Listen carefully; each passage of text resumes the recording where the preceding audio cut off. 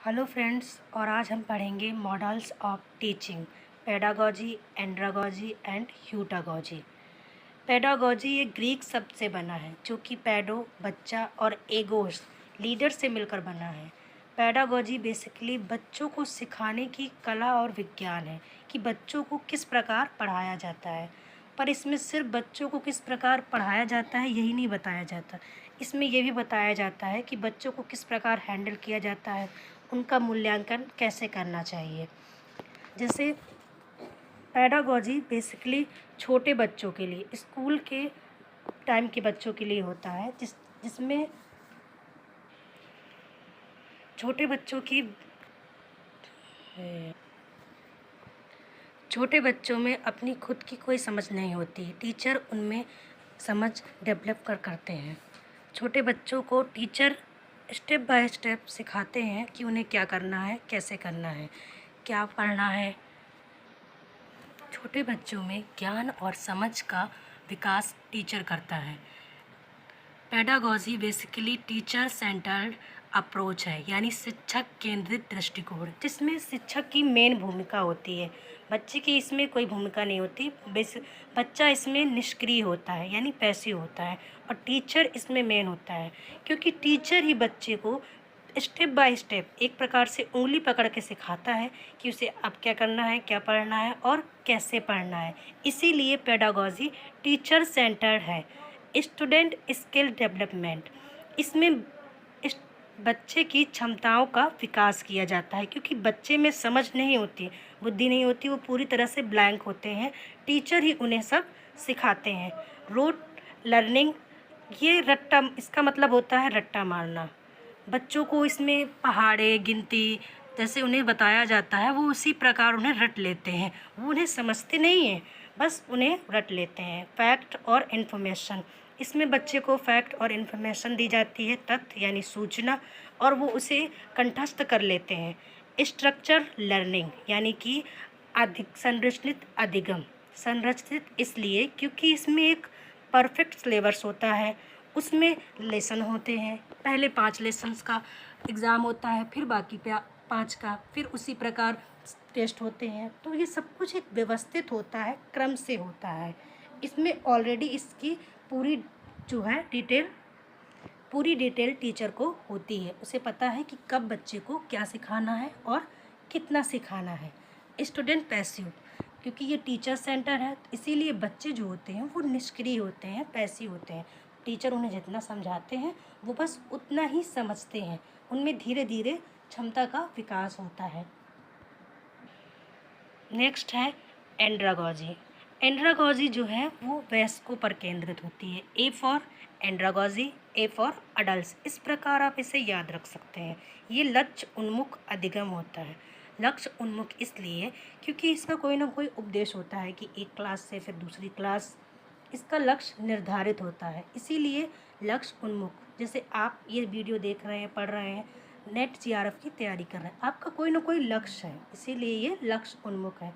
Learner centred, शिक्षार्थी केंद्रित, इसमें जो है टीचर सेंटर्ड नहीं होता, टीचर की भूमिका बहुत कम होती है, ये लर्नर सेंटर होता है, इसमें शिक्षार्थी की भूमिका ज़्यादा होती है। एक्सपेरिमेंटल लर्निंग, यानी अनुभवजन। अनुभवजन इसलिए कि जब पेडागॉजी में आपको कुछ नहीं पता था, उसमें आपने टीचर ने आपको सिखाया पढ़ाया, तो आप में जो है बुद्धि और क्षमता का विकास हो गया। एंड्रागॉजी में आपके पास इतनी समझ है कि आप चीज़ों को समझ सकें, उन्हें रिलेट कर सकें, इसीलिए ये अनुभवजन शिक्षा है।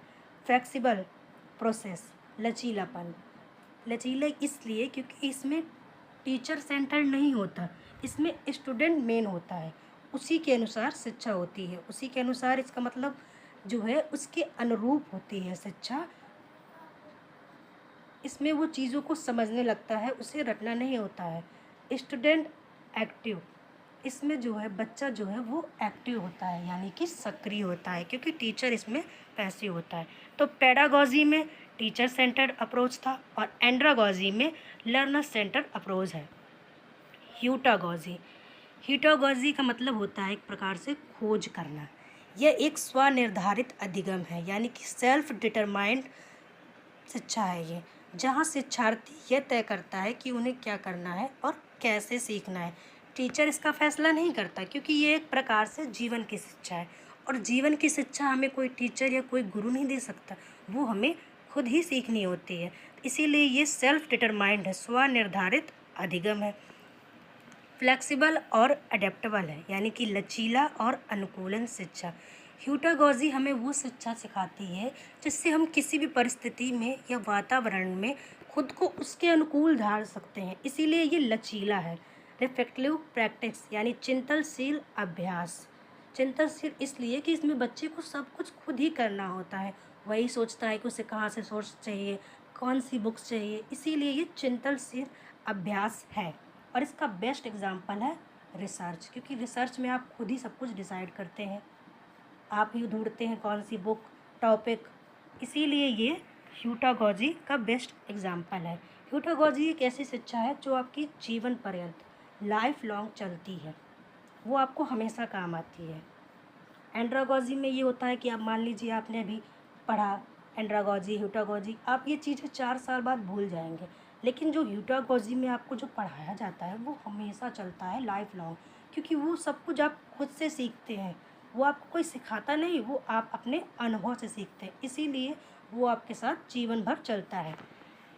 तो पेडागोजी है टीचर सेंटर्ड अप्रोच, और एंड्रागोजी है स्टूडेंट सेंटर्ड अप्रोच, और ह्यूटागोजी में आप खुद ही होते हैं। इसमें टीचर की भूमिका नाम मात्र, ना के बराबर होती है, इसमें बच्चे की ही भूमिका पूर्ण रूप से होती है, उसे ही सब कुछ सीखना होता है, करना होता है, सब वही करता है। तो हमने सबसे पहले पढ़ा पेडागोजी। पेडागोजी बच्चों को सिखाने की कला, तुम बच्चे हो। Andragogy adult. ह्यूटागोजी जीवन की शिक्षा। अगर आप 2 याद रख लेंगे तो तीसरा आपको अपने याद हो जाएगा कि पेडागोजी बच्चों की शिक्षा और एंड्रागोजी अडल्ट्स की शिक्षा।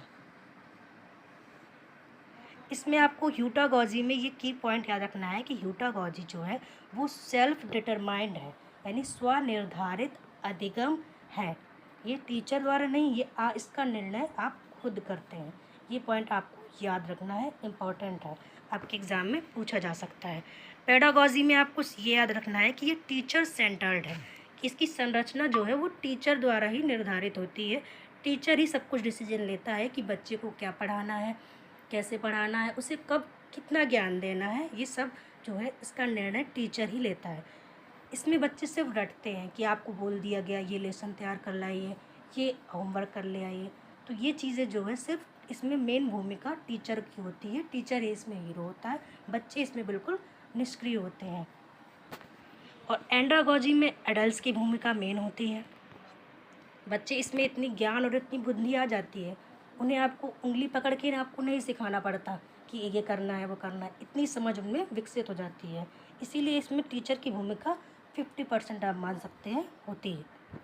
और ह्यूटागोजी में तो सब आपके ऊपर ही डिपेंड करता है कि आप क्या करना चाहते हैं, कैसे करना चाहते हैं, इसीलिए ये सेल्फ डिटरमाइंड स्वनिर्धारित अधिगम है, इसीलिए ये लचीली है, क्योंकि ये आपको हर प्रकार की, क्योंकि ज़िंदगी के अनुभव जो है वो आपको जीवन भर काम आते हैं कि हर परिस्थिति में आप परिस्थिति के अनुसार खुद को कैसे ढाल सकते हैं।